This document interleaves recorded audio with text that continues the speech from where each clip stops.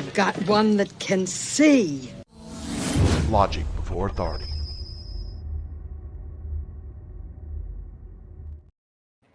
Hi guys, this is Daniel Alexander Cannon here on Logic Before Authority. And because of the way that YouTube works with their suppressing of channels like mine, they only share about 5% or share my videos that go out to about 5% of my subscribers. So I have on YouTube well in excess of 100,000 subscribers, but when a video goes out, it only goes out to about 5% of those. So therefore, that is why you might be seeing some recurring videos or information related to this family that is was right in the eye wall down in Clear River in Florida that got hit, and their house got completely flooded with like 4 to 6 foot of water. Their cars got flooded. Everything they had got flooded. It got destroyed. And so we are doing a fundraiser for these guys to try to help at least one family using the power of my channel. And really, ultimately, the power lies in your hands. I'm just a voice piece. But y'all guys have the power to share this video, to share this information, and to help this family. Now, we have made some progress. We started this a couple of days ago, and when we started out, they had about $1,400 raised, and at this point, we're now at about $4,000. So we have made some great progress. And to those of you who have donated, that is a really beautiful thing, and we greatly appreciate it. And I'm sure that family greatly appreciates it. We even got GoFundMe.org even donated $550. They do that occasionally. I have a little knowledge about how GoFundMe works. It has to do with the fact that this fundraiser is bringing a lot of traffic to their website. And they make money on that. But when they want to highlight a campaign for raising funds, when they do that, they will donate to it. And $550 is nothing to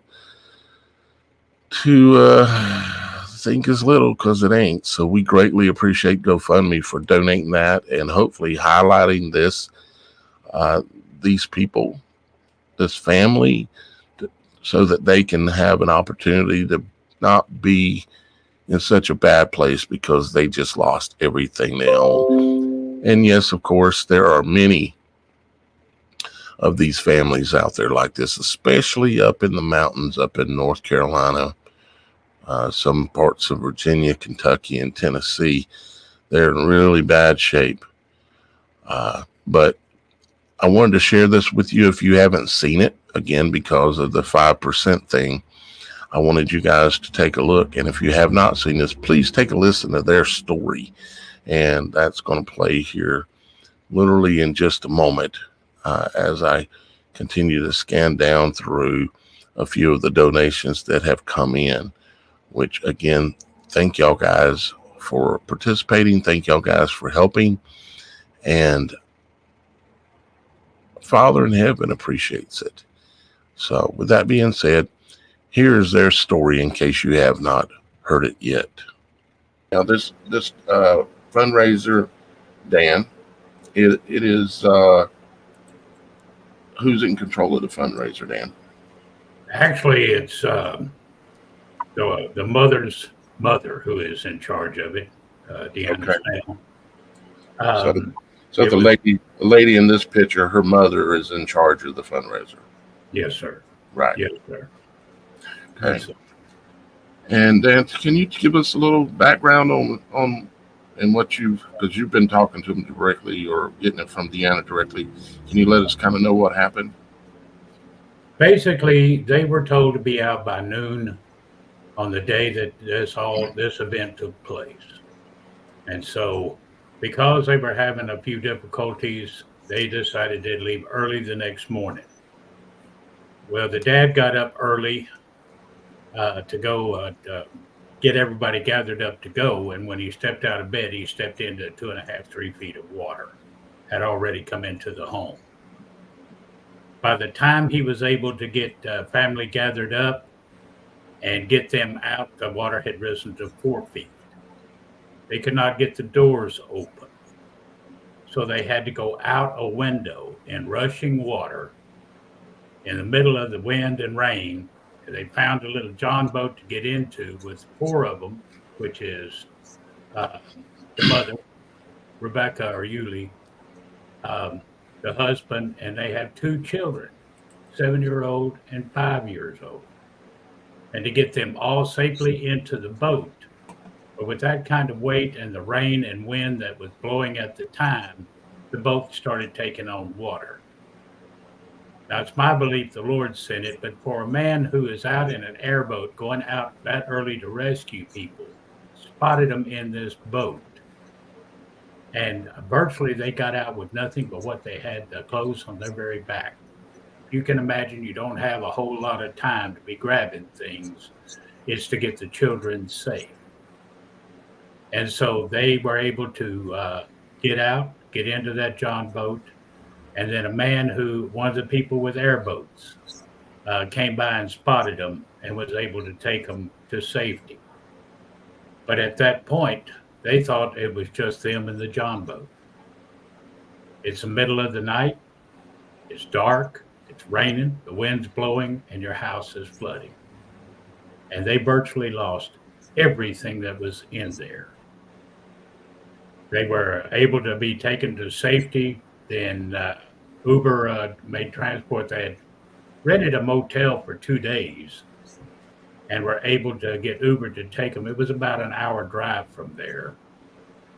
Take them to the motel. But that was only for 2 days. The entire city was flooded. The ATMs, banks, everything, where you can't get access to anything.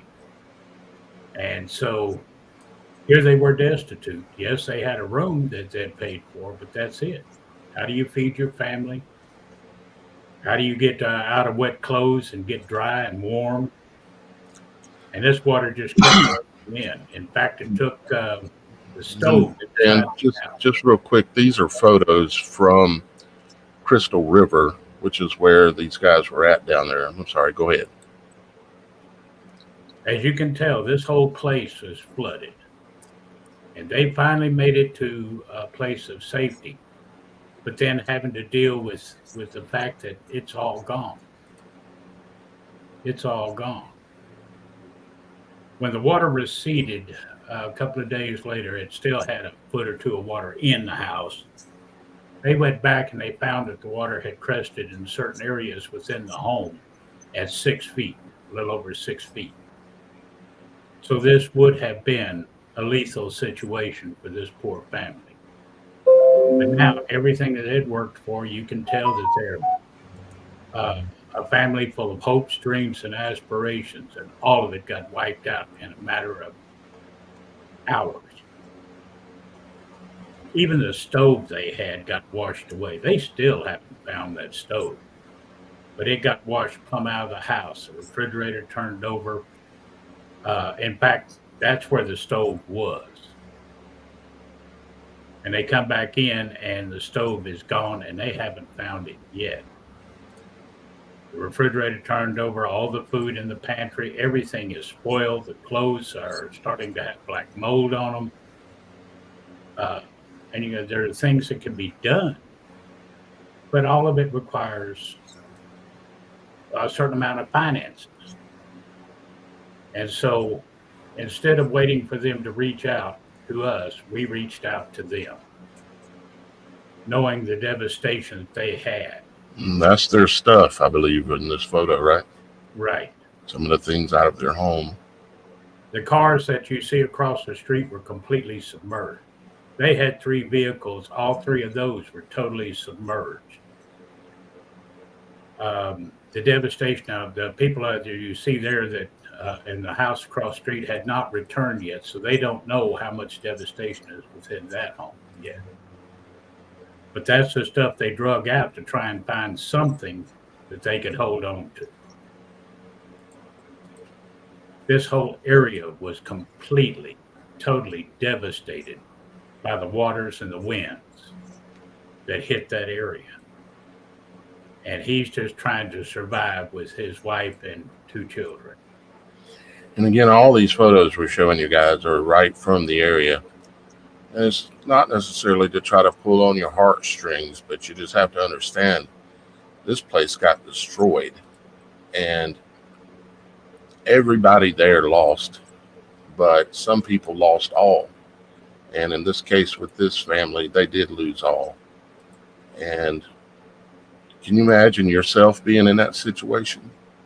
How horrible it'd be. But then could you also imagine yourself in that situation and people you don't even know reach out and help you?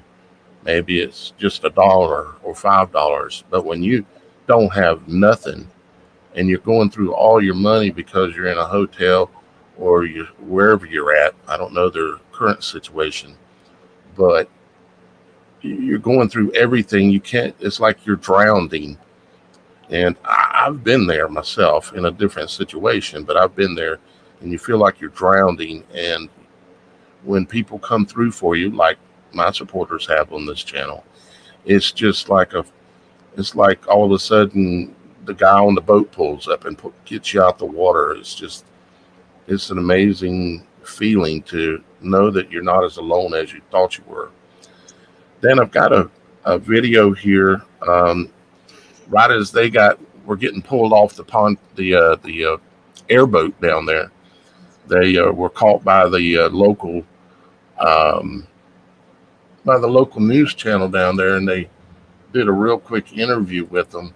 So you'll recognize this man here and this little boy, one of these little boys, here in a second. Is it okay if I play that video, Dan?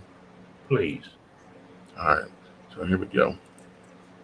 Yeah, one just came up, Caitlin. The water already this high in Crystal River, still about a mile away from Kings Bay. One family just came in from one of the airboats. I'm going to talk to Skylar here. He just came from a rescue. And now, Skylar, tell me, how high did it get for you guys?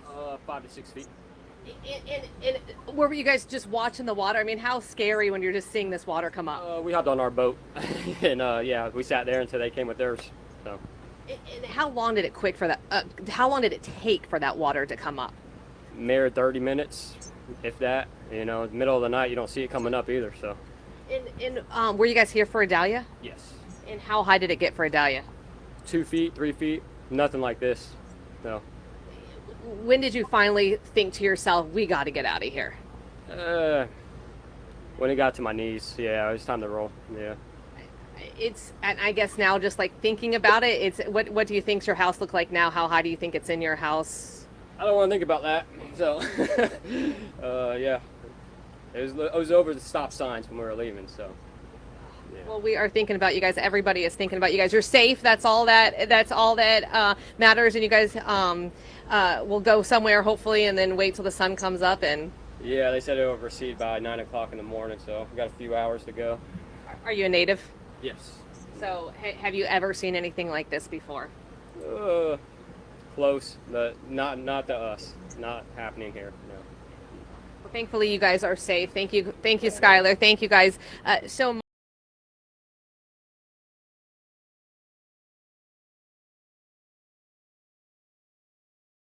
I've got one that can see. Logic before authority.